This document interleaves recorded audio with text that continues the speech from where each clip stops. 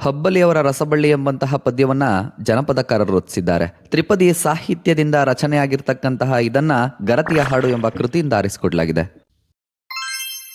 ಜಾನಪದದ ಈ ತ್ರಿಪದಿಯಲ್ಲಿ ತಾಯಿ ತವರು, ಬಡತನ, ಸಿರಿತನ ಮುಂತಾದ ವಿಚಾರಗಳನ್ನ ಅಭಿವ್ಯಕ್ತಿಸಿ ಮಕ್ಕಳನ್ನ ಲಾಲಿಸುವ ಪಾಲಿಸುವ ಸುಂದರವಾದ ವಾತ್ಸಲ್ಯಗಳಿರುವ ತಾಯಿಯ ಬಗ್ಗೆ ಹಾಗೂ ಆಕೆಯ ತವರಿನ ಬಗ್ಗೆ ಮನೋಜ್ಞವಾಗಿ ತಿಳಿಸಿಕೊಟ್ಟಿದ್ದಾರೆ. ಪದ್ಯದ ಸಾರಾಂಶ: ವ್ಯಕ್ತಿಗಳಿಗೆ ಶ್ರೀಮಂತಿಕೆ ಎಂಬುದು ಬಂದಾಗ ಬಂಗಾರದ ಬಳೆಯನ್ನ ಕೈಗೆ ತುಟ್ಕೊಂಡು ಬಡತನದಲ್ಲಿ ಇರುವವರ ಅಸಹಾಯಕತೆಯನ್ನ ನಿಂದಿಸಬಾರ್ದು, ಬಡವರನ್ನ ಬೈಬಾರ್ದು. ಬಂಗಾರ ಯಾರಲ್ಲೂ ಕೂಡ ಸ್ಥಿರವಾಗಿರೋದಿಲ್ಲ, ಅದು ಬಂದಷ್ಟೇ ವೇಗವಾಗಿ ನಮ್ಮಿಂದ ದೂರ ಹೋಗುತ್ತೆ. ಮಧ್ಯಾಹ್ನದ ಬಿಸಿಲು ಸ್ವಲ್ಪ ಹೊತ್ತಿರುತ್ತೆ, ಆನಂತರ ಮತ್ತೆ ನೆರಳು ಬರುತ್ತೆ. ಹಾಗೆಯೇ ಶ್ರೀಮಂತಿಕೆ ಇದೆ ಎಂದು ಬೀಗಿ ಬಡವರನ್ನ ಬೈಬಾರ್ದು, ಏಕೆಂದ್ರೆ ಶ್ರೀಮಂತಿಕೆ ಅಶಾಶ್ವತ ಎಂದು ಮೊದಲ ತ್ರಿಪದಿಯಲ್ಲಿ ತಿಳಿಸ್ತಾರೆ. ಇನ್ನು ಮುಂದಿನ ತ್ರಿಪದಿಯಲ್ಲಿ ಬಡತನವಿದೆ ಎಂದು ಮನೆಯಲ್ಲಿರುವ ಮಕ್ಕಳನ್ನ ಹಿಡಿದು ಬಡಿಬಾರದು. ಬಡತನವನ್ನ ತಂದವರು ಆ ಮಕ್ಕಳಲ್ಲ, ಬಡತನದ ನೋವನ್ನ ಮರೆಸುವ ಶಕ್ತಿ ಮಕ್ಕಳಿಗಿವೆ. ನಾವುಗಳು ದುಃಖ, ಚಿಂತೆ, ನೋವಿನಲ್ಲಿದ್ದಾಗ ಮಕ್ಕಳು ಆಟ ಆಡ್ಕೊಂಡು ಬಂದು ತೊಡೆ ಮೇಲೆ ಕುಳಿತುಕೊಂಡು ಬಾಲ ಲೀಲೆಯನ್ನ ಪ್ರದರ್ಶಿಸಿದರೆ ಸಾಕು, ನಮ್ಮ ಬಡತನದ ಚಿಂತೆ, ದುಃಖ, ನೋವುಗಳೆಲ್ಲ ಓಡಿ ಹೋಗ್ಬಿಡ್ತವೆ. ಇಂತಹ ಶಕ್ತಿ ಇರುವ ಬಾಲರನ್ನ ಬಡತನ ಬಂತೆಂದು ಬಡಿಯುವುದು ತರವಲ್ಲ ಎಂದು ಈ ತ್ರಿಪದಿಯಲ್ಲಿ ತಿಳಿಸಿ, ಮುಂದೆ ಸಹವಾಸವೆಂಬುದು ತುಂಬಾ ಮುಖ್ಯ. ನಾವು ಯಾರೊಂದಿಗೆ ಸ್ನೇಹ ಬೆಳೆಸ್ತೀವಿ ಎನ್ನುವುದರ ಮೇಲೆ ನಮ್ಮ ವ್ಯಕ್ತಿತ್ವದ ಬೆಳವಣಿಗೆ ಅವಲಂಬಿತವಾಗಿರುತ್ತೆ. ಆದ್ದರಿಂದ ಜನಪದರು ಉತ್ತಮರ ಗೆಳೆತನ ಮಾಡಿದರೆ ನಮ್ಮ ವ್ಯಕ್ತಿತ್ವಕ್ಕೆ ಅಪ್ಪಟ ಬಂಗಾರದ ಬೆಲೆ ಬರುತ್ತೆ. ಅದನ್ನ ಬಿಟ್ಟು ಕೆಟ್ಟವರ ಸಹವಾಸವನ್ನ ಮಾಡಿದ್ರೆ ನಾವು ಹಿತ್ತಾಳೆಗಿಂತ ಹೀನವಾಗಿ ಕಾಣ್ತೀವಂತ ಈ ತ್ರಿಪದಿ ತಿಳಿಸುತ್ತೆ. ನಂತರ ಸಮಾಜದಲ್ಲಿ ಹೇಗೆ ಹೊಂದಾಣಿಕೆಯಿಂದ ಬದುಕಬೇಕು ಎಂಬುದನ್ನು ವ್ಯಕ್ತಪಡಿಸುವ ಈ ಮುಂದಿನ ತ್ರಿಪದಿಯು ವ್ಯಕ್ತಿ ಬದುಕಿರುವಾಗ ಅಕ್ಕಪಕ್ಕದ ಜನರೊಂದಿಗೆ, ಮಕ್ಕಳು ಮರಿಗಳೊಂದಿಗೆ ಚೆನ್ನಾಗಿ ಹೊಂದ್ಕೊಂಡು ಬಾಳ್ವೆ ನಡೆಸಬೇಕು. ಹಾಗೆ ಮಾಡಿದ್ರೆ ಅಂತಹ ಮನುಷ್ಯ ಸತ್ತಾಗ ಜನರು ಸ್ಮರಿಸ್ತಾರೆ.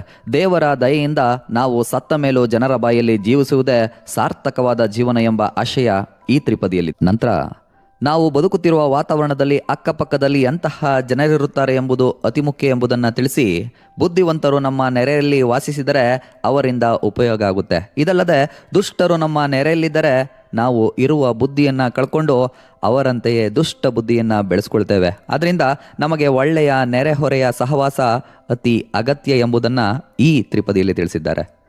ಮುಂದಿನ ತ್ರಿಪದಿಯಲ್ಲಿ ಕಷ್ಟದಿಂದ ಪಾರು ಮಾಡಬೇಕೆಂದು ಸೃಷ್ಟಿಗೊಡೆಯನಾದ ದೇವರಲ್ಲಿ ಜನಪದರು ಮೊರೆ ಇಡುವ ಚಿತ್ರಣ ಇಲ್ಲಿ ವ್ಯಕ್ತವಾಗಿದೆ. ಹುಟ್ಟುವ ಮೊದಲು ಈ ದೇಹ ಇರಲಿಲ್ಲ, ಹುಟ್ಟಿದ ಮೇಲಷ್ಟೇ ಈ ದೇಹ ದೊರೆತಿದೆ. ಅದೇ ರೀತಿ ಸತ್ತಾಗಲು ಈ ದೇಹವನ್ನ ಭೂಮಿಯ ಮೇಲೆ ಬಿಟ್ಟು ಹೋಗುತ್ತೇವೆ ಹೊರತು ಹೊತ್ಕೊಂಡು ಹೋಗೋದಿಲ್ಲ. ಆದರೆ ಹುಟ್ಟಿದಾಗಿನಿಂದ ಸಾಯುವವರೆಗಿನ ಅವಧಿಯಲ್ಲಿ ಜೀವನ ನಡೆಸಲೇಬೇಕಿರುವುದರಿಂದ ಆ ಬದುಕಿನಲ್ಲಿ ಕಷ್ಟಗಳು ಬಂದಾಗಲೆಲ್ಲ ಅದನ್ನ ಬಿಡಿಸಿಕೊಂಡು ಸಲಹಬೇಕೆಂದು ದೇವರಲ್ಲಿ ಪ್ರಾರ್ಥಿಸಿದ್ದಾರೆ.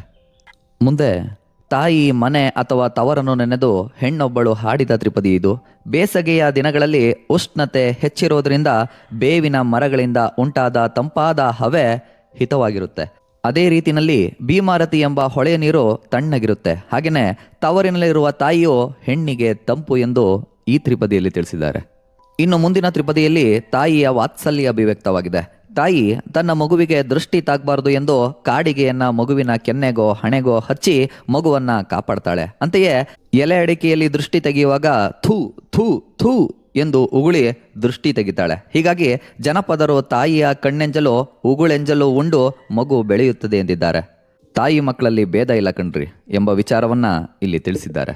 ಮುಂದೆ ತಾಯಿಗಿಂತ ದೊಡ್ಡ ಬಂಧು ಇನ್ನೊಬ್ಬರಿಲ್ಲ, ಆದ್ರಿಂದ ಅವಳ ಸ್ಥಾನವನ್ನ ಬೇರೆ ಯಾರಿಗೂ ಕೂಡ ತುಂಬಲು ಸಾಧ್ಯವಿಲ್ಲ. ಯಾರಿದ್ದರೂ ತಾಯಿ ಇದ್ದಂತೆ ಆಗೋಲ್ಲ. ಹೆಂಡತಿ ಸತ್ರೆ ಇನ್ನೊಬ್ಬಳನ್ನ ತರಬಹುದು, ಇನ್ನೊಬ್ಬ ಹೆತ್ತ ತಾಯಿಯನ್ನ ತರಲಾಗಲ್ಲ. ಅವಳ ಸ್ಥಾನವನ್ನ ಯಾರೂ ಕೂಡ ತುಂಬಲಾಗಲ್ಲ.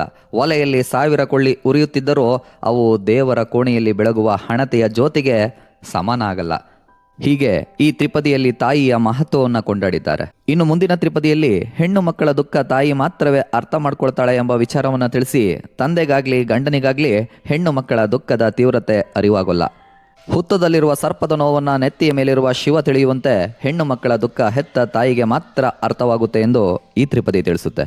ನಂತರದ ತ್ರಿಪದಿಯಲ್ಲಿ ಹೆತ್ತ ತಾಯಿಯನ್ನು ನೆನಪಿಸಿಕೊಳ್ಳಲು ಕಾಲದ ಪರಿಮಿತಿ ಇರೋದಿಲ್ಲ.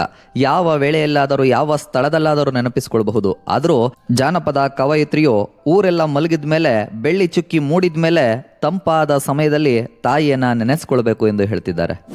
ಮುಂದಿನ ತ್ರಿಪದಿಯಲ್ಲಿ ಅಣ್ಣ ಅಥವಾ ಅಕ್ಕ ತನ್ನ ತಮ್ಮನಿಗೆ ಹೇಳಿದ ಬುದ್ಧಿಮಾತು ಇಲ್ಲಿ ಅಭಿವ್ಯಕ್ತವಾಗಿದೆ. ಸಾಮಾನ್ಯವಾಗಿ ಚಿಕ್ಕವರಲ್ಲಿ ವಯೋವೃದ್ಧರ ಬಗ್ಗೆ ಸಲ್ಲದ ತಾತ್ಸಾರ ಇರುತ್ತೆ. ಮಾತು ಮಾತಿಗೂ ವಯಸ್ಸಾದ ತಂದೆ ತಾಯಿಗಳನ್ನ ದೂಷಿಸ್ತಲೇ ಇರ್ತಾರೆ. ಆದ್ರಿಂದ ತಮ್ಮನಿಗೆ ಬುದ್ಧಿ ಹೇಳ್ತಾ, ಬುದ್ಧಿ ಇಲ್ಲದವರಂತೆ ತಾಯಿಯನ್ನ ಬೈಬೇಡ, ಆಕೆ ನಿನಗಿಂತ ಹಿರಿಯವಳು, ಚಿಕ್ಕವನಾದ ನೀನು ಬೈದರೆ ಅವಳು ಮನದೊಳಗೆ ಕೊರಗ್ತಾಳೆ ಅಂತ ಅಕ್ಕ ಬುದ್ಧಿ ಹೇಳುವ ಅಂಶ ಈ ತ್ರಿಪದಿಯಲ್ಲಿ ಅಭಿವ್ಯಕ್ತವಾಗಿದೆ.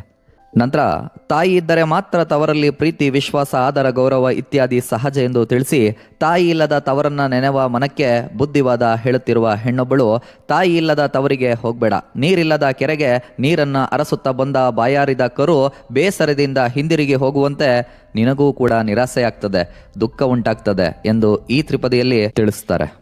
ಇನ್ನು ಮುಂದಿನ ತ್ರಿಪದಿಯಲ್ಲಿ ತಂದೆ ತಾಯಿಗಳು ಮಾರುಕಟ್ಟೆಯಲ್ಲಿ ಸಿಗುವ ವಸ್ತುಗಳಲ್ಲ ಎಂದು ತಿಳಿಸಿ, ನಾವು ಹಾಕೊಳ್ಳೋ ಉಂಗುರ ಮುರಿದೋದ್ರೆ, ಸೊಂಟದ ಉಡುದಾರ ಕಿತ್ತು ಹೋದ್ರೆ ಸರಿ ಮಾಡಿಕೊಂಡು ಮತ್ತೆ ಧರಿಸಬಹುದು. ಆದರೆ ತಂದೆ ತಾಯಿಗಳನ್ನ ಕಳ್ಕೊಂಡ್ರೆ ತಿರುಗಿ ಪಡೆದುಕೊಳ್ಳಲು ಸಾಧ್ಯವಿಲ್ಲ. ಆದ್ರಿಂದ ಅವರುಗಳು ನಮ್ಮ ಜೊತೆ ಇರುವಾಗಲೇ ಅವರನ್ನ ಪ್ರೀತಿಯಿಂದ ಆರೈಕೆ ಮಾಡಬೇಕು ಎಂಬ ಬುದ್ಧಿವಾದದ ಮಾತು ಇಲ್ಲಿ ಅಭಿವ್ಯಕ್ತವಾಗಿದೆ. ಇನ್ನು ಕಡೆಯ ಬಹಳ ಪ್ರಸಿದ್ಧವಾಗಿರ್ತಕ್ಕಂಥ ತ್ರಿಪದಿ ಹಾಲುಂಡ ತವರಿಗೆ ಏನೆಂದು ಹರಸಾಲಿ, ಹೊಳೆದಂಡೆಲಿರುವ ಕರಿಕಿಯ ಕುಡಿಯಂಗ ಹಬ್ಬಲಿ ಅವರ ರಸಬಳ್ಳಿ. ಇದರಲ್ಲಿ ಒಳ್ಳೆಯದನ್ನೇ ಬಯಸುವ ಹೆಣ್ಣೊಬ್ಬಳ ಹೃದಯದ ವೈಶಾಲ್ಯತೆಯನ್ನು ಬಿಂಬಿಸಿದ್ದಾರೆ. ತಾನು ಹಾಲು ಕುಡಿದು ಬೆಳೆದಂತಹ ತವರಿಗೆ ಏನೆಂದು ಹರಸಲಿ ಎಂದು ತನ್ನನ್ನೇ ತಾನು ಪ್ರಶ್ನಿಸಿಕೊಳ್ಳುವ ಬಾಲೆ ಹೊಳೆಯ ದಂಡೆಯ ಮೇಲೆ ಇರುವಂತಹ ಗರಿಕೆಯ ಹುಲ್ಲಿನಂತೆ ತನ್ನ ತವರಿನ ವಂಶವು ಬೆಳೆಯಲಿ ಎಂದು ಮನದುಂಬಿ ಹಾರೈಸ್ತಾಳೆ. ಇದಿಷ್ಟು ಹಬ್ಬಲಿಯವರ ರಸಬಳ್ಳಿ ಪದ್ಯದ ಸಾರಾಂಶ.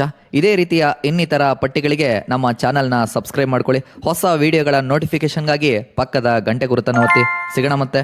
ನಮಸ್ಕಾರ.